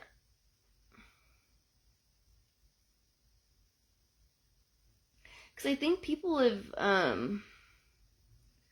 done this before, and they've experienced the consequences of it, but they don't want to experience it again. Because that level of betrayal, like, I don't even just want to say, like, on, like, a one-on-one relationship thing. I don't even want to say, like, in a community relationship sort of a thing. Like, it's almost like the rich people betraying the poor people by taking away the food stamps kind of thing. Like, it creates hysterics. It makes people, like, lunatic, which is funny because it goes back around to that lunar aspect. And within this, like, lunar aspect that we're experiencing, right, where we're going into a new moon in Scorpio, which has a lot to do with endings and transitions, wealth, power, having versus not having. I even want to go into, like, possession and control, because maybe that's where this, like, affair joyride thing comes to mind. I remember one time having an affair with a married man, and I thought it was really interesting that when his wife drove by and stopped to talk to him while we were walking, his solution, or his response to it all, was get in the back of the car and go for a ride so she doesn't think something is happening. But I couldn't go on the joyride. I couldn't get in the car and do the thing and sit in the back seat with this woman trying to pretend like things that were happening weren't happening. It just, I mean, the fact that things were happening the way they were anyway was not okay, you know, but, like, I know I wasn't the first one anyway, and that it was just a pattern or, like, some sort of cycle I got sucked into, and then, you know, you wake up to this, oh shit, that's what's going on kind of a thing. The hysterics of it, right? Or, like, you get the manipulation within the relationship dynamics, because there's, it's like people think it's funny to get the emotional charge out of people because they feed off the emotional charge, or the emotional charges and those tendricles, tendrilled testicles.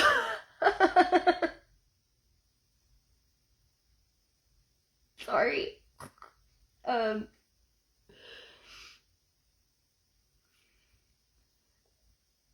Let's think about, like, hysterectomy, like, these, like, words that are put on, like, women's uteruses that have to do with women being crazy, but they all start with his. Yeah. Yeah. Like being smothered by ivy on a building, sucking the life out of a well-built home. I can take that one in a few different ways.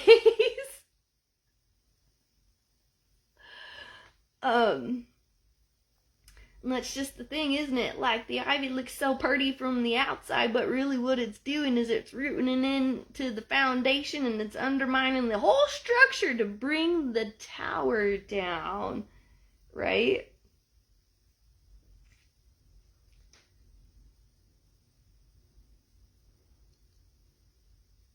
there's like, I don't know, there's like just this room of people doing fucked up shit that are like, ah, look, we're just doing, ah, we're getting away with, ah. Meanwhile, like, the city's burning down and people are on fire, and there's like this whole plea thing happening, and people are like, well, what the fuck do we do? Right? Like, there's the ones that are on the joyride that are like, yeah, the city's burning down, and then meanwhile, like, the people that aren't on the joyride are all like, ah, what's going on? Because, oh,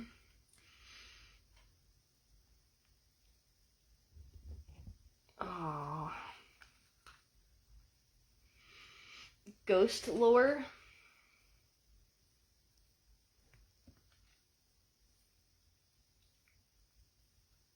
Ghost lore, the flood, the sweet dream, and the scheme.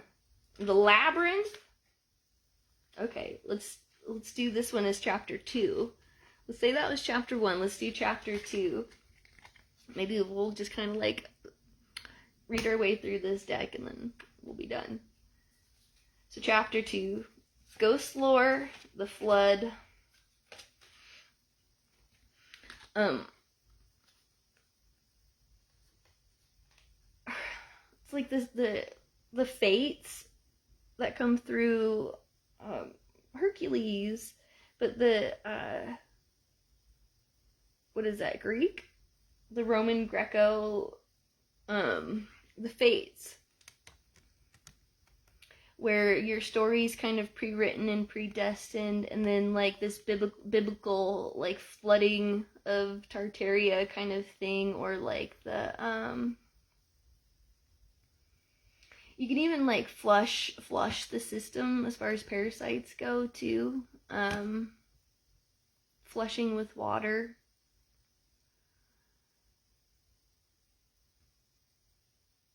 But it's like knowing that this is coming. The fate is coming. The destiny is coming. You know, like the new start. It's bound to happen one way or another. Or that whole like decoherence of things where things no longer make sense. It's gonna happen. And people want to deny it by going into this detached place, right? Or like, I don't know.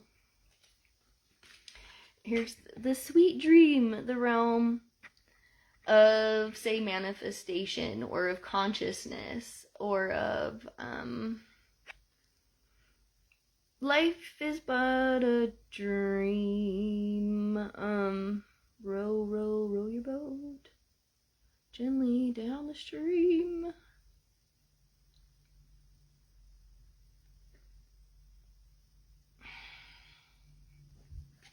Anything can happen.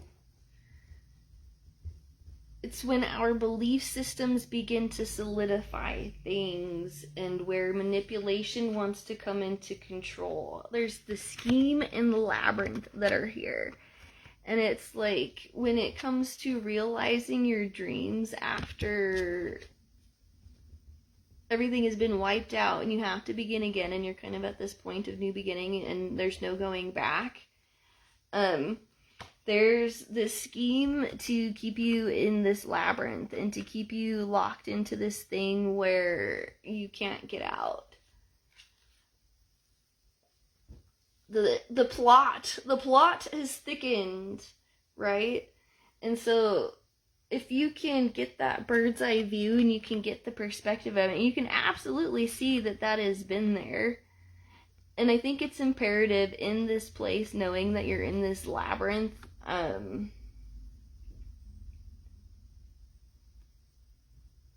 that you stay on top of it, right? That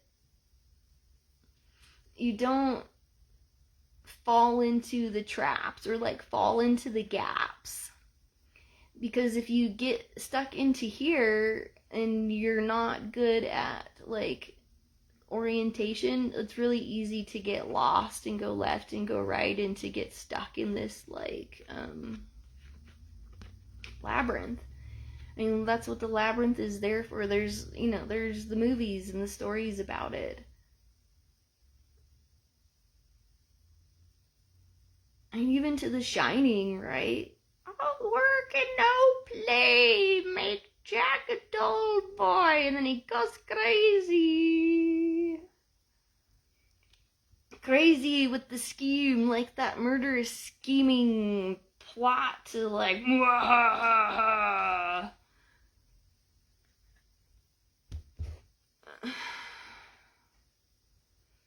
The movie freaked me the heck out. The Shining. I saw that when I was a little too young. Which is like, it follows up with the Children of the Corn too. Which is funny because the harvest is there.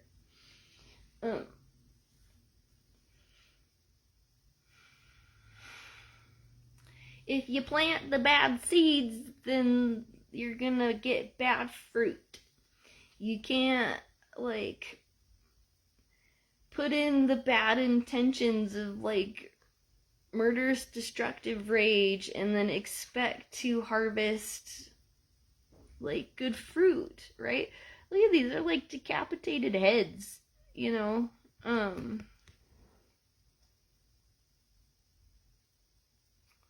They're all, like, crying.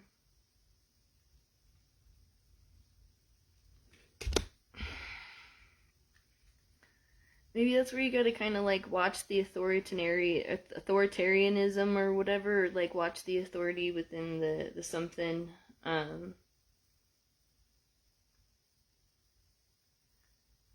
It's like there's this really gross picture. It's like almost of Cabbage Patch Kids kind of a thing, but maybe more literal to this, right? Where like you have a person or like a farmer or somebody or like the person in charge who is like growing this garden or has like these crops or something of like something where they're profiting off of the people, but not as a means to like grow the person for themselves so the person becomes like their highest manifested self, but so that like when they're ripe enough that they can be eaten, like almost in this like cannibalistic consuming sort of way where like people are being farmed for consumption, literally or not, you know, more likely not so literal, but I don't know anymore. I wouldn't be so surprised with current politics if anyway, we're working towards self-actualization, right? We're gonna work towards overcoming all those dark whatever features and getting out and beyond this idea of the labyrinth. So we'll go into Night Drifter, The Stranger, The Calling, and Secrets as far as chapter 3.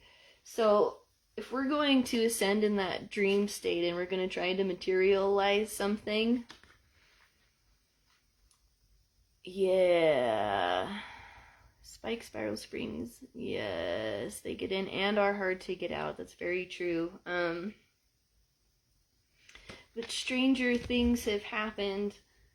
Ooh, what is that song? Strange things are happening. Do do do do do do do do do. Okay, do do do do.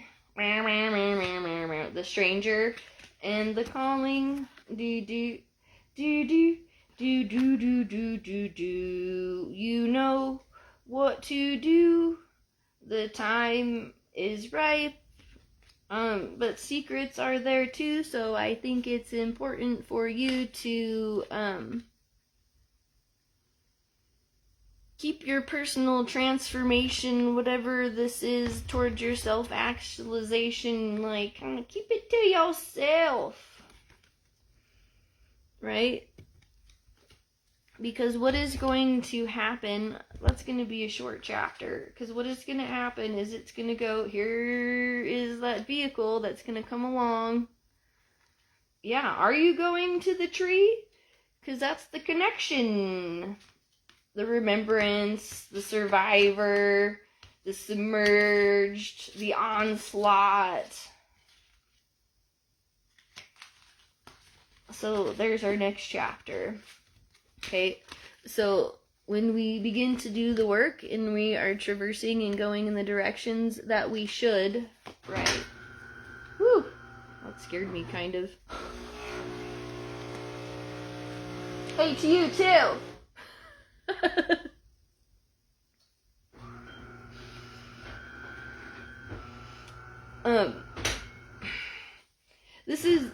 This is the socialization. I mean, okay, when we can survive and be our independent self and go through this whole majigga jigga jigga, right? Like, here's socializing. Here's our history.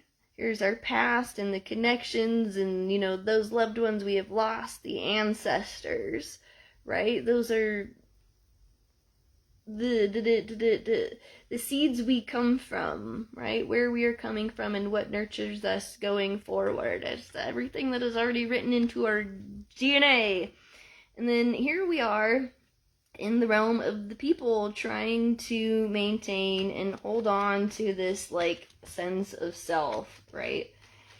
But again, we're longing for a connection. Here's all these weird little tentacles because you never know when you reach out to one person, you never know who else is listening. Like with phone calls, like the phone call operators, especially back in the day too.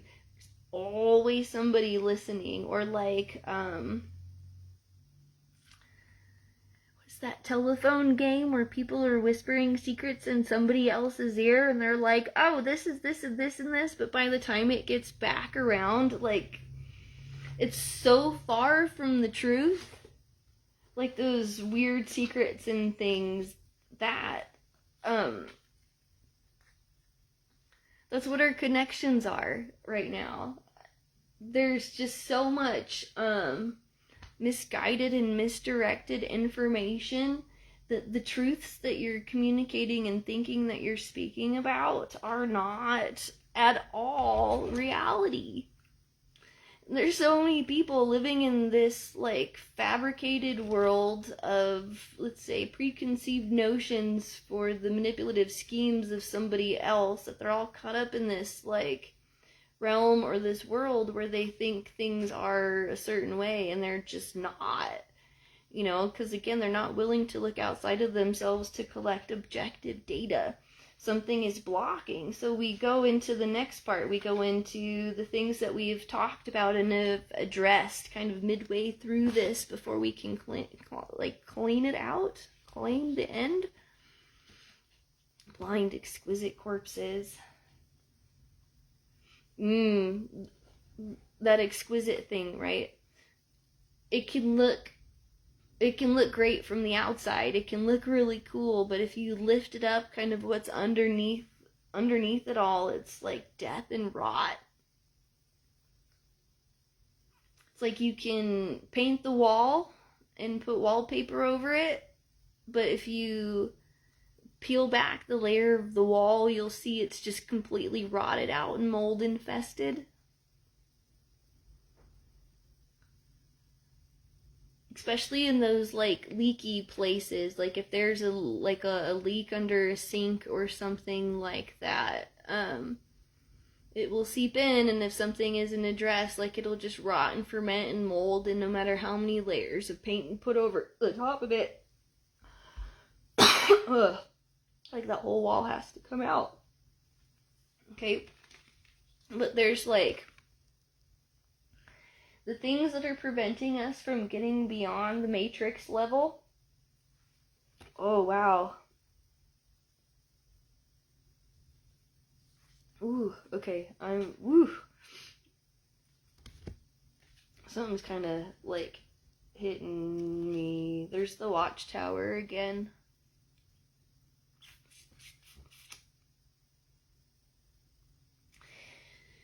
You know, in that subtle body experience, well, it's like, there's research on this one too, there's scientific research on it, where, like, you can like people know when they're being watched, or like you just kind of get that like funny sensation that eyeballs are on you. Aside from the people who are obviously in this space, I get a really strong sense of the people who are hiding behind that veil, who are watching kind of for nefarious means. Moon Girl there is whatever, and so I'm gonna take this opportunity here to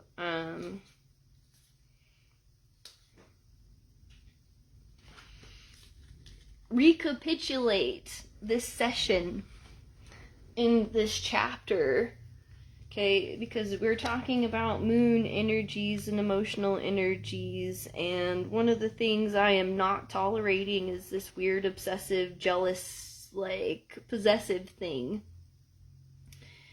in that whole control, or that, like, violent reactive dynamic of, like, threat to safety and security. Not doing it, okay? We're not threatening safety and security. We're coming at this from a space of compassion, and I think that's important for all people to know and to understand in this space.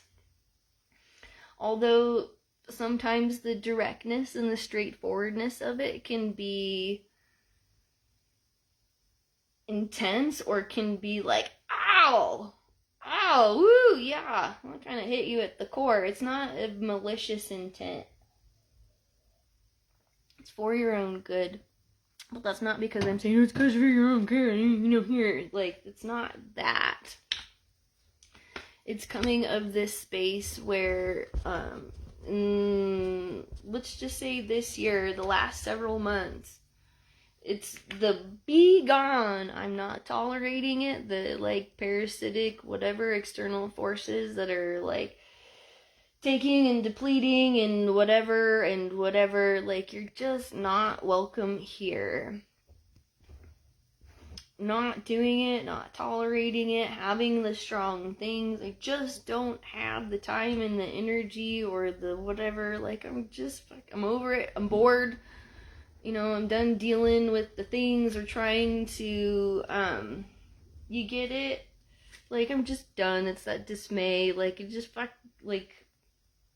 give up trying to help people who don't want to be helped, or people who only want to help themselves, right? Going full on into this realm of helping myself by helping the other people, by helping myself to help the other people, okay?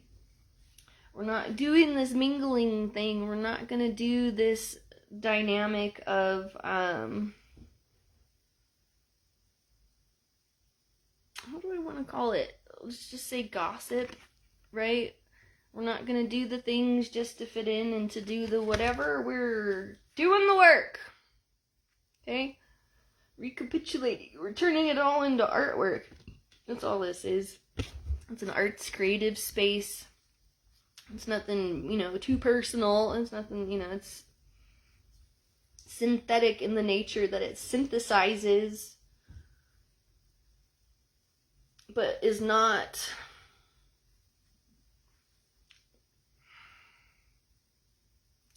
fake.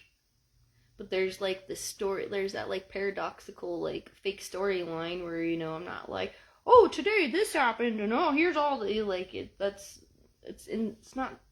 it's inconsequential. It doesn't matter. Like, it's not relevant to whatever it is that you're dealing with. So whatever's coming up for you is the story that's coming up for you because you're on your own voyage.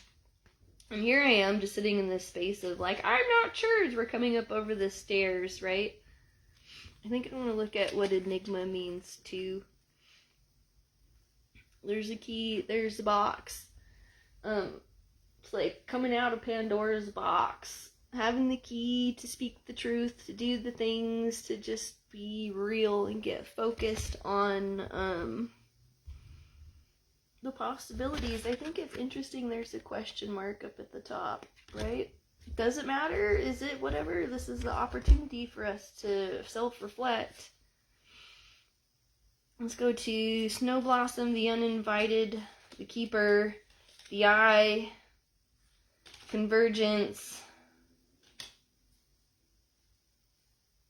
and delirium. And then we'll have one more, so like 2 more chapters, and I'm done with this for the day. Yes, the clicks. Ugh.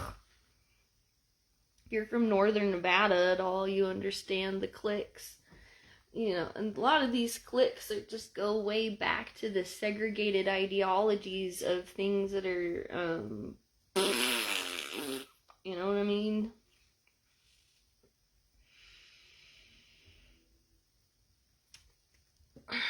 Okay. Here in our transformation, as we're coming into the cold hours and the darkness and the whatever and the snow blossoms, right? Even though there's this point of, it's going back to the shining again, right? Where, because in the shining, around the labyrinth, outside of that, I mean, it's snowing or whatever, but you get beyond that. There's still hope. But there's like this desolate, isolated kind of part of it.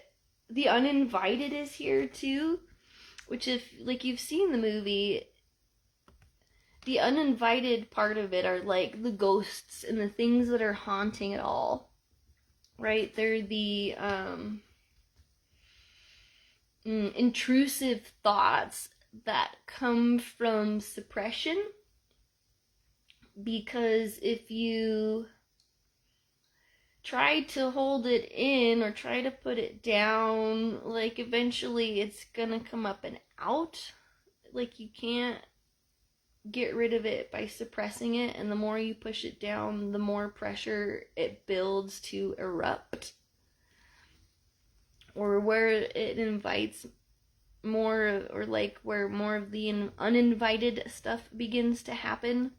Like with alcoholism, you know, if you're drinking to avoid the pains, that's the spirits, right? So you're opening up your channels to the spirits and these external influences, to all the uninvited things that are like the parasites. They're all the uninvited things. Like every time you go to eat, you know, whatever gross hamburger, or like you go to eat the sushi in the desert, like you're welcoming in all of the parasites into the body without even realizing it. Just because you don't see it doesn't mean that they're not there. Or because you're not acknowledging it doesn't mean that they're not there. So that when those, let's say, states of consciousness shift based on these external factors, those things are going to start to expose themselves, and they're going to start to show up. And if you're not prepared for it, it's going to be scary and scare you. The keeper is there, though. There's a gatekeeper there, too. And there's an eye. Okay, so like if you can see the fact that there's a gatekeeper who's allowing the uninvited things in, it's like a bad security guard, or like a bad doorman somewhere who is only letting in like his friends or their friends, or only letting in the people who have something that he wants, and everyone else is being excluded. Because here's the convergence and the delirium. So the parts that are being excluded are like the ones who are being misdirected or misguided or sent down a different path, or who are being sent into like a room that is meant to create a sense of disorientation. Like your environment is super important. So maybe like take note before you walk in of what your energy levels are first, and then take note of what your energy levels are after. Not to say that one lower or higher is better, but to understand that balance. Because if it's too high and too anxious and too like manic, that's one thing. And if it's too like low and depressed and depressive, that's another thing too. So what part of your energetic field has been compromised in support of like a what a magnetic web we weave, sort of a feeling, like cobwebby sort of something, right? Because once we try to get beyond the gatekeeper, to get past the matrix, or to like get out of the building of the uninvited, right? Like we're trying to find the exit door, but it's hard to find the exit door. It's kind of making you crazy, right? Like there's that labyrinth. I just was here, and then here we are again. But it's the conundrum. That's the point that we're trying to get out of, is trying to escape the labyrinth. Okay. The key, I believe, is in the third eye, or is in the hand, or it's in that subtle body expression of how that energy exchange happens. I was watching something a couple of days ago about the president shaking hands with other leaders, like global leaders, and how there's this intensity of grab and pull to destabilize the other person. And it's interesting to see where that pull doesn't happen, or that there's a pushback, and how the body language and the psychology kind of plays out. But there's something in the subtle body of the hand, right? And anytime you shake hands or make like this sort of, you're creating an energetic link, an energetic exchange where people can either push or pull or take energy from you, right? So the conundrum is just having too many hands, or like too many cooks in the kitchen, too many people trying to like control the situation, or like tell the leader what to do. So then it's just like, well, I don't know, right? As we close out the chapter, we close out the story. Let's see how we're just gonna take it in order. So the conundrum, the odalisque.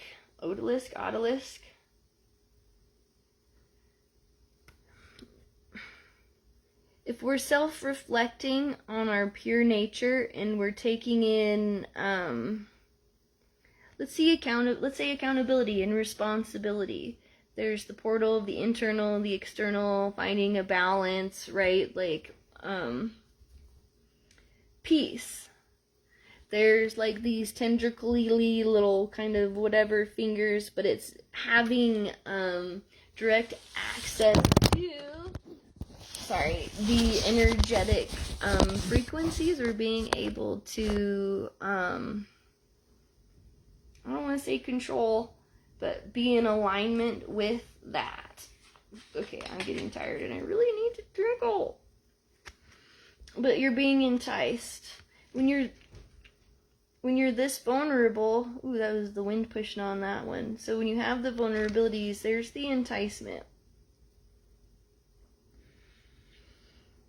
Okay, there's offers being made. There's the like proverbial like hanging the carrot on the stick thing, all the false promises, all the I can't tell you how many times I've heard this in my life, of like, oh, here's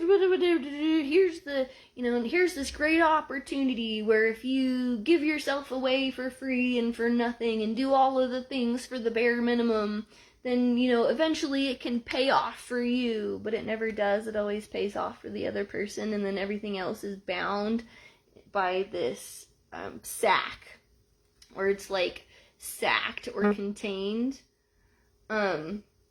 It's enticing to want to make these external deals, or to give up that sovereignty, but in the long run, it's not going to be in your best interest.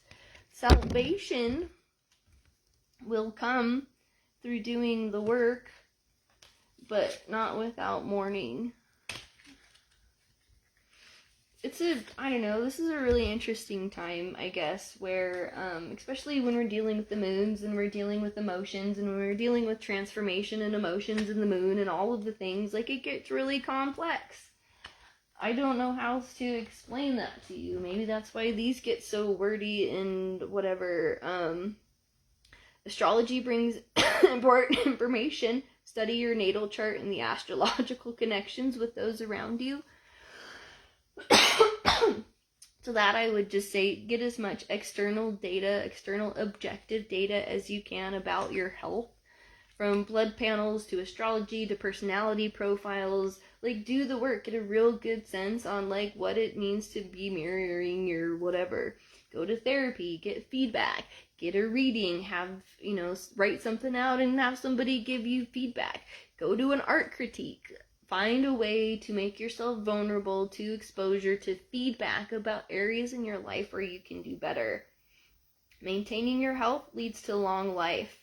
Today, you should seek out healthy physical activity. So today, meditate, right? Today, find healthy external, physical activity. Great. Anything else in this space? I really don't think so. I can talk forever, you know that.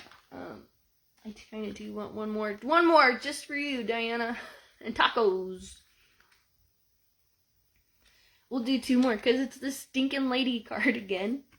But maybe this is really relevant to you, my dear. This is the 3rd time it's popped out within the spread. The beginning, the middle, and the end. This charming woman with flowers in hand, as with the gentleman, her cards will command. The fortunes revealed, once the cards have been placed, unveil the fate that destiny traced.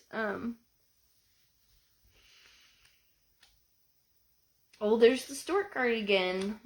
That one came out first. 17 has to do with forward momentum and kindness. Embrace kindness and new friendships will last. Just be kind. Treat people like a lady. Do it like a lady. Working overtime. Alright. Can we have a new card? One more card to close off this space to give us the thought. We know we're going through a lot. We know there's a lot of decoherence happening. We know we need to sit in meditation and do something good for our physical body and do something nice for somebody else. Here's the bear. I'm glad this one came out because I wanted it to visit. Brawny and bold, here's the bear. Your financial positions, you should be aware. Spend your resources with wisdom and care. Use your power to be strong and fair. With power, with knowledge, comes responsibility. Right? I'll give you this one too, because it's the 13th day. Well, I'll give you the next 2. Just so we have 5, and then I'm done. I'm closing this off, I promise. So children, 13, because today's the 13th, and world whatever day, and 7, snake, because it's the year of the snake, and for whatever reason, the 713 thing just follows me. As for decades. Talk about keys and cues and markers and synchronicities. Vile is the serpent who lulls with a bite. Be not indulgent or slow to the fight. Flee every moment. She turns on the charm. This poised opponent will bring you to harm. Yes, it's good to be vulnerable, but yeah, know that there's somebody out there that, the war's not over yet. The battle has just begun, and the war is far from over. We've gone through many, many, many of these, but be kind. When a sweet child smiles your way, innocence brings joy to fill your day. If you're not doing anything wrong, if you're not whatever, if you're innocent, then trust that. Trust the truth. Okay, if you're doing fucked up shit and you're being manipulative and you're being an a-hole and whatever and trying to destroy things around you and you're being that snake, eventually that's gonna come around and catch up to you in one form, shape, or another. It's Murphy's Law, right? Friends are many, enemies are few. Embrace a fresh start in all that you do. It's that innocence of taking things from that childlike perspective and doing things like in a playful way. It doesn't have to be so serious. Oh no, the world is crashing and things are changing and things are never gonna be the same again. Whoa, like who fucking cares? Like play with it. You know, it's a new story, it's a new book, it's something else that, you know, it's another painting, it's a fresh start. You can experience so many things in this lifetime. It's so beautiful and amazing. Why limit yourself to one certain type of experience when you can have many? You know, and that's not to say that, like, you do the same thing with many people thinking you're doing whatever. You can do many things with one person and still have these, like, very, profound experiences, exchanges. You know.